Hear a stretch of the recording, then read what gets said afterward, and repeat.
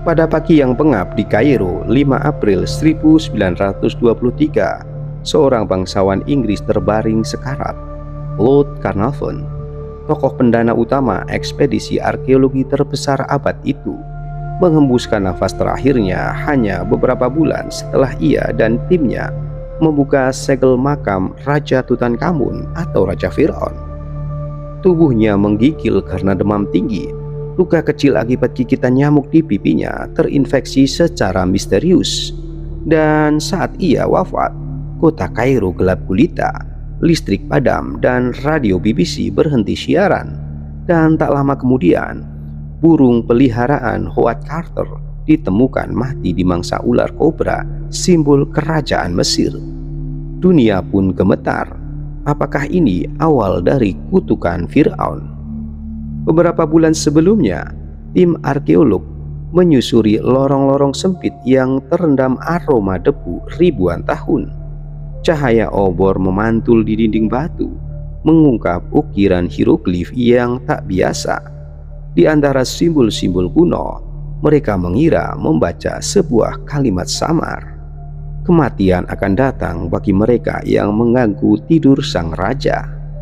Satu persatu mereka melangkah lebih dalam, detak jantung meningkat.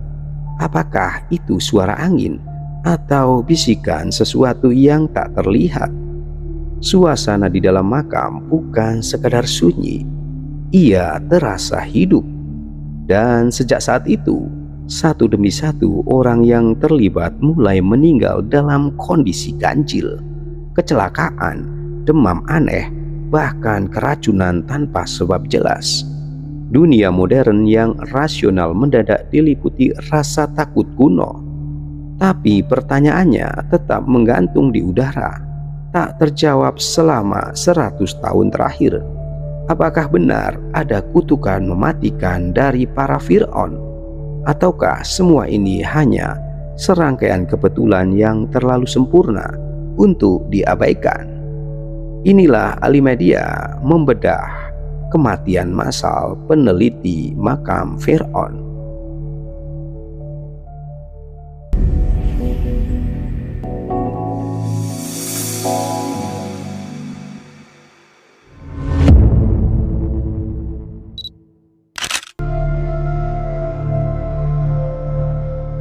Pada tanggal 4 November 1922, di lembah para raja yang tandus dan membara di bawah matahari Mesir, seorang bocah penggembala kambing secara tak sengaja menemukan anak tangga yang tersembunyi di balik tumpukan puing. Anak tangga itu mengarah ke sebuah pintu batu tertutup rapat dengan segel kerajaan kuno. Di baliknya terkubur selama lebih dari 3000 tahun adalah makam Raja Tutankhamun, sebuah makam nyaris utuh, tak tersentuh oleh penjajah atau waktu. Howard Carter, arkeolog Inggris yang gigih dan obsesif, tak menyangka bahwa penemuan ini akan menjadi penemuan arkeologi terbesar abad ke-20. Saat pintu itu dibuka dan obor menyala untuk pertama kalinya dalam ribuan tahun, ruangan yang dipenuhi emas dan artefak suci terungkap seperti adegan dari dunia lain. Peti mati berlapis emas, patung dewa, perhiasan, dan simbol kemegahan yang tak bisa dibayangkan oleh dunia modern. Carter hanya bisa berbisik ketika ditanya apa yang ia lihat. Wonderful thing. Berita penemuan ini menyebar ke seluruh dunia. Surat kabar memuat foto-foto eksklusif. Kerajaan Inggris merayakan, dunia barat memuja. Namun di balik kemegahan itu, bayangan gelap mulai menyusup. Tak lama setelah makam dibuka, Lord Carnarvon, sang penyandang dana utama, meninggal secara misterius. Tubuhnya melemah, luka kecilnya membusuk, dan ia meninggal di tengah malam disertai padamnya listrik di Kairo. Tak lama kemudian, beberapa anggota tim lain mulai menyusulnya ke liang kubur. Kematian yang terlalu cepat, terlalu aneh, dan terlalu berurutan. Media pun mulai memainkan perannya. Judul-judul mencolok menghiasi halaman depan. Kutukan Fir'aun menyerang, kemegahan dan kematian di lembah para raja, dan pembuka makam yang menemui ajal. Narasi tentang kutukan kuno yang membalas dendam pada perusak makam pun meledak di tengah masyarakat. Clipping-clipping koran dari tahun 1920-an menggambarkan bukan sekedar arkeologi, tapi horor nyata yang melintasi batas antara sejarah dan takdir.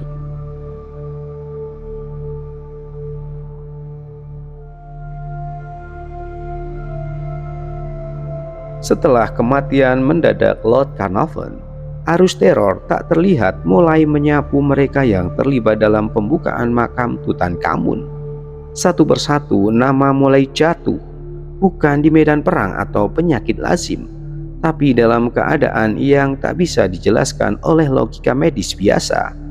Josh J. Gould, seorang jutawan Amerika yang mengunjungi makam tak lama setelah pembukaannya, mendadak jatuh sakit karena demam misterius. Ia meninggal dalam hitungan hari setelah kembali ke Perancis. Tubuhnya menggigil hebat dan tak seorang dokter pun bisa memahami apa yang menyerangnya. Arthur Crittenden Miss, salah satu rekan dekat Carter dalam ekspedisi, juga wafat dalam kondisi melemah mendadak. Ia dilaporkan mengalami kelumpuhan otot dan gangguan pernafasan yang tak diketahui penyebab pastinya.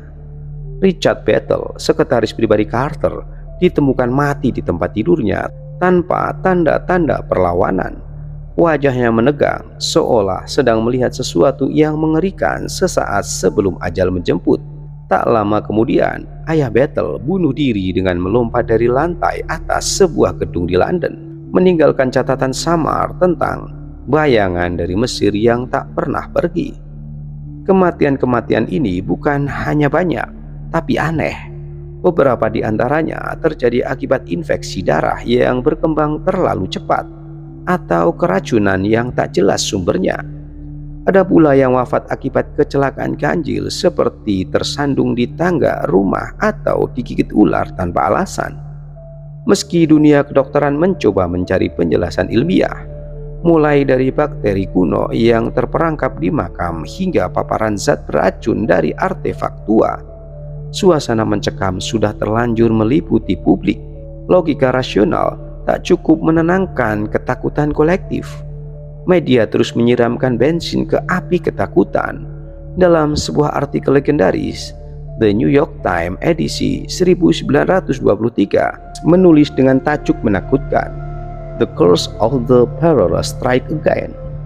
Judul itu bukan sekadar berita, tapi mantra, seolah ada kekuatan kuno yang kini terbangun menuntut balas pada siapapun yang mengganggu tidur abadi seorang raja muda yang nyaris dilupakan sejarah. Antara fakta medis dan spekulasi supranatural, publik dunia terjebak dalam bayang-bayang kematian dari tanah pasir dan batu.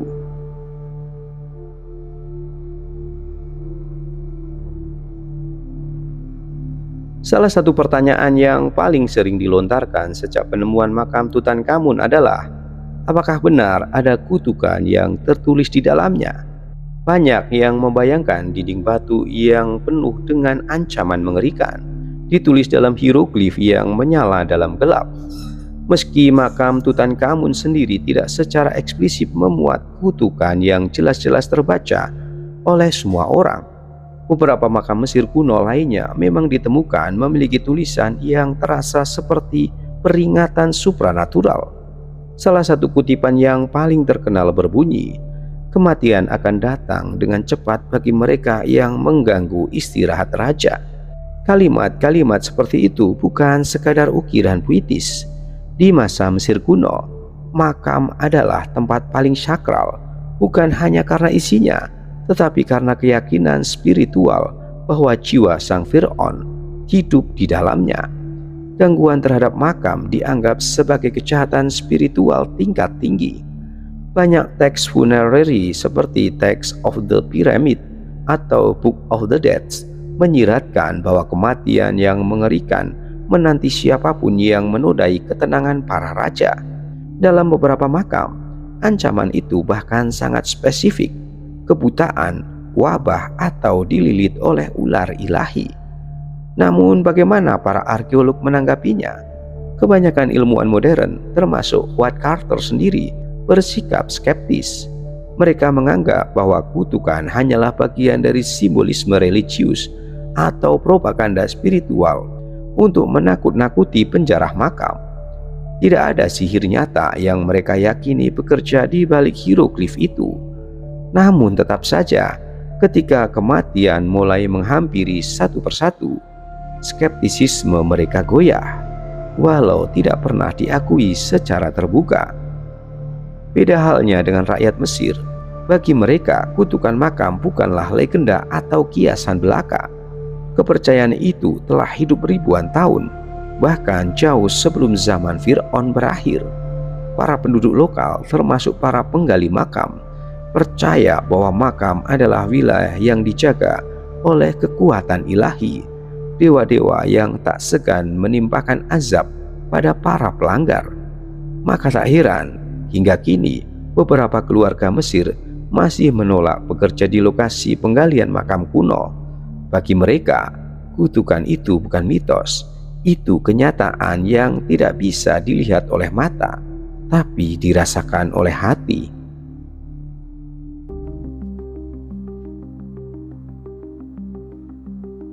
Di balik semua horor dan mistik, dunia sains ternyata punya jawaban yang tak kalah mengejutkan.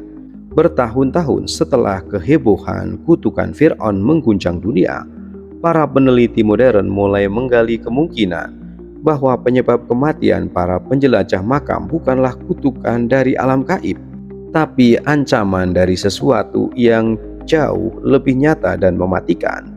Spora jamur. Salah satu kandidat utama adalah Aspergillus flavus, sejenis jamur mikrokosmis yang ditemukan di beberapa artefak dan di dinding makam kuno. Spora jamur ini bisa bertahan hidup dalam kondisi ekstrim selama ribuan tahun, menunggu waktu untuk terhirup oleh manusia yang tak curiga. Begitu masuk ke saluran pernafasan, jamur ini dapat menyebabkan infeksi paru yang sangat serius, bahkan fatal, terutama jika korbannya dalam kondisi tubuh yang lemah atau sistem imun yang menurun karena kelelahan setelah ekspedisi berat. Tak hanya itu, para ahli biologi lingkungan juga menemukan tingginya kadar karbon dioksida di dalam ruang-ruang makam tertutup. Gas ini berasal dari proses pembusukan bahan organik yang terkunci selama berabad-abad.